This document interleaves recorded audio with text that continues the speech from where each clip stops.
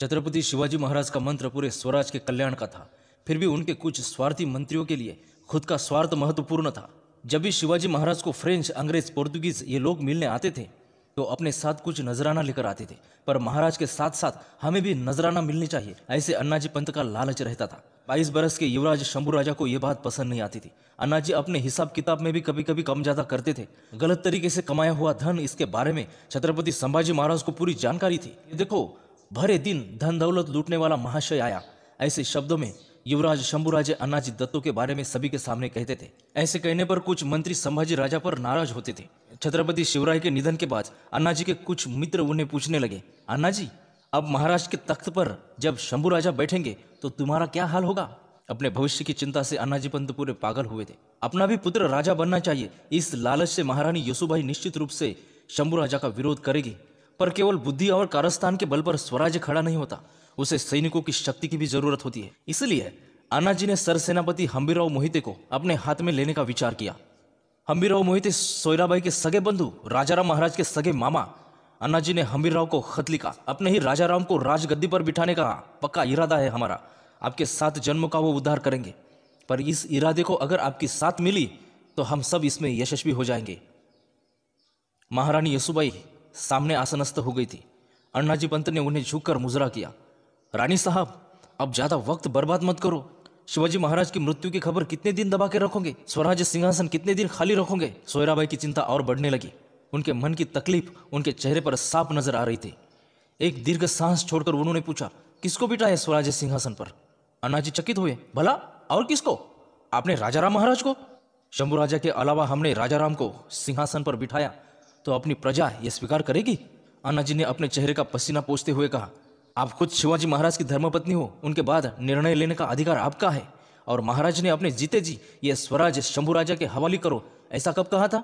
सोयराबाई ने कहा, पर उन्होंने शंभू राजा को स्वराज्य देने का नहीं, ऐसा भी तो नहीं कहा था। महारानी साहब, आप ही बताओ, शिवराय के आखिरी 8 दिनों में हवा का रुख किस तरफ था? सोयराबाई बोली, उस दिनों में वह जरा बेशुद्ध अवस्था में रहते थे, और उसी दौरान वो हमारे शंभू राजा को बुलाओ, हमारे शंभू राजा को बुलाओ, ऐसे कह रहे थे। अन्नाजी समझाने के स्वर में कहने लगे, शंभू को बुलाओ, इसका मतलब स्वराज्य सिंहासन पर बैठने के लिए, ऐसा थोड़ी होता है। किसी भी हालत में शंभू राजा को स्वराज के तख्त पर न बिठाने की अन्नाजी दत्तों ने कसम खाई थी।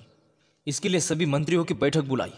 अन्नाजी खड़े आवाज में कहने लगे, पिछले साल में जो आदमी मुगलों को जाके मिला, जिसने अपने ही भोपालगढ़ पर हमला किया, जिसने खुद के पिताजी से, खुद के स्वराज्य से गद्दारी की, ऐसे राजद्रोही संभाजी के हाथ में अपनी स्वराज की डोर देना उचित रहेगा?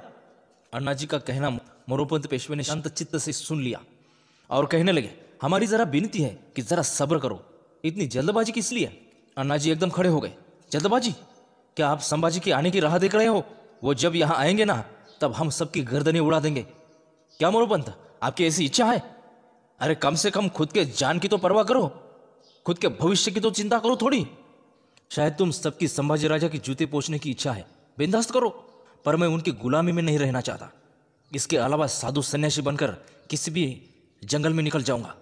मोरोपंत पेशवे ने कहा, हमने तो महाराज का नमक खाया है, उनकी कसम खा के हम स्पष्ट शब्दों में कहते हैं, उनके ज्येष्ठ पुत्र होते हुए भी उन्हें अंत्य संस्कार के लिए बुलाया नहीं तुमने।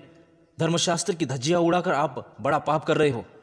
यह बात हमें भी बिल्कुल पसंद नहीं है। आप चाहे वैसा निर्णय लीजिए, पर ऐसे पाप कर्म में हमें शामिल मत करो। मोरोपंत के इस निर्णय से सबके मुंह का पानी चला गया। अन्नाजी गुस्से से भयंकर लाल हुए। ये देखो मोरोपंत, आप जरा होश में आओ, क्या बक रहे हो तुम?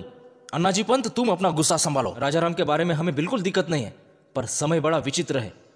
कल उस शैतान औरंगजेब की फौज अपने स्वराज पर चल के आई ना, तो उन्हें रोकने की हिम्मत किसमें है?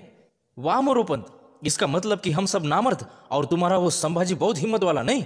अरे हाँ, संभाजी ही सच्चे जिगरबाज है, उनकी बराबरी पूरे भारतवर्ष में कोई भी राजा नहीं कर सकता। यहां बकवास करने से पहले जरा रायगढ़ के बाहर जाकर देखो। रायगढ़ के दरवाजे के पास पाचाड़ रायगढ़वाड़ी से महाड़ तक की पूरी प्रजा हजारों के संख्या में अपने रायगढ़ के सामने आई है। शंभू राजा को ही सिंहासन पर बिठाओ, ऐसी उनकी जोरदार इच्छा है। अपने पूरे मराठी सैनिक शंभू राजा के अलावा और किसी की भी नहीं सुनते। समय की सुनो, जरा अकल ठिकाने रखो अन्नाजी पंत। लगे तो हम अपने तरफ से शंभू राजा के पास आपकी माफी मांगते हैं। शंभू राजा का मन बहुत बड़ा है, वो आपको माफ कर देंगे। ऐसा बच्चों जैसा खेल खेलना छोड़ दो।